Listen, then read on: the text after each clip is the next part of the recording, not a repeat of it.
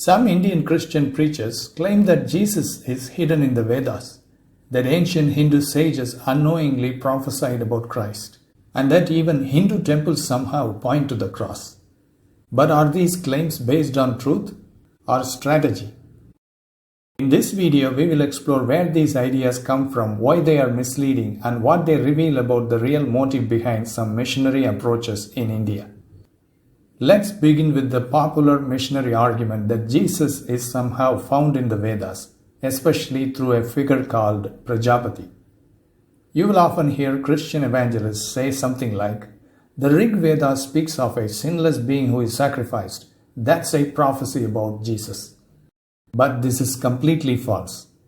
In reality, Prajapati is not a single person, and definitely not a prophetic reference to Jesus. The word Prajapati means Lord of Creatures and appears in Vedic literature as a title used for multiple deities, including Brahma, Daksha, and Agni, depending on the context. There is no consistent character called Prajapati who matches the life or teachings of Jesus. He is not a Messiah, he is not crucified, and he is not described as taking away the sins of the world. The few Rig Veda verses that are quoted to support this idea are either mistranslated, taken wildly out of context, or deliberately twisted to sound like the gospel. This is not just misinterpretation, it is invention. No Hindu scholar and no ancient Indian tradition ever claimed that Prajapati was a sin-bearing savior. The idea was introduced much later by Christian missionaries who were looking for ways to make Christianity more acceptable in India. It is a clear case of forcing Jesus into a text where he simply doesn't belong. Misusing temple parallels. Another common tactic is to point to Hindu temples, especially ancient ones, and claim that their structures or rituals point to Christ.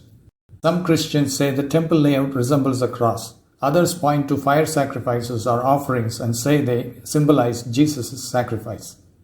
But this is a classic confirmation bias.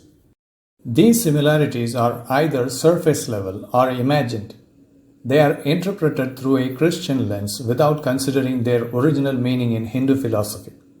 More importantly, Christians never allow the reverse.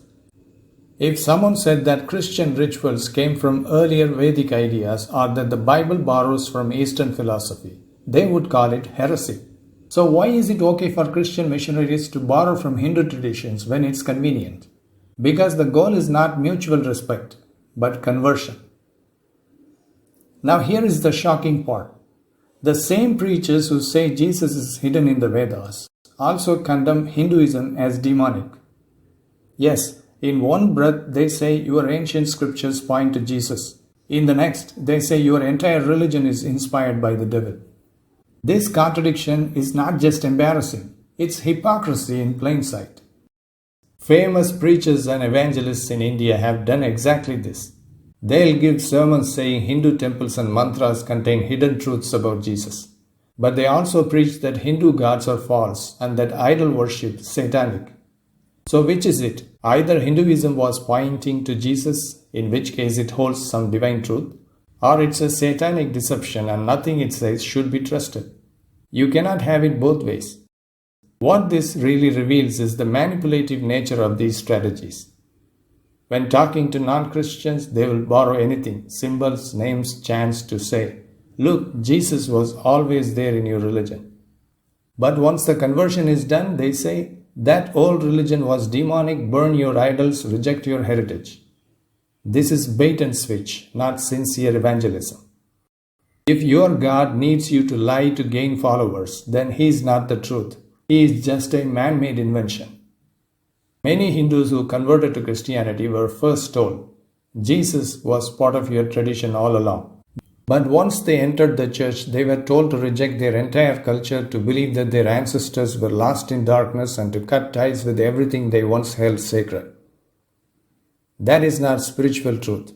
That is psychological colonization. If Christianity is true, it shouldn't need to steal from the Rig Veda while calling it satanic. It shouldn't need to borrow from temples while calling the temple worship evil. Let's be clear. Jesus is not in the Rig Veda. He is not hidden in the Indian temples. These are fabricated links designed to convert, not enlighten. The next time someone tells you Jesus was always part of your heritage, ask them this: then why do you call my heritage demonic? And if they try to escape the contradiction by saying the Vedas originally spoke the truth about Jesus but later got corrupted, just remember, this is the same excuse Muslims use to dismiss the Bible while claiming the Quran is final truth. It's not a consistent argument. It's a recycling of religious propaganda. You cannot have it both ways, using the Vedas to validate your God and then turning around and calling them corrupt when they don't agree with your theology. If the Vedas are demonic, and yet you claim that they point to Jesus, then you have placed your Jesus in the same category.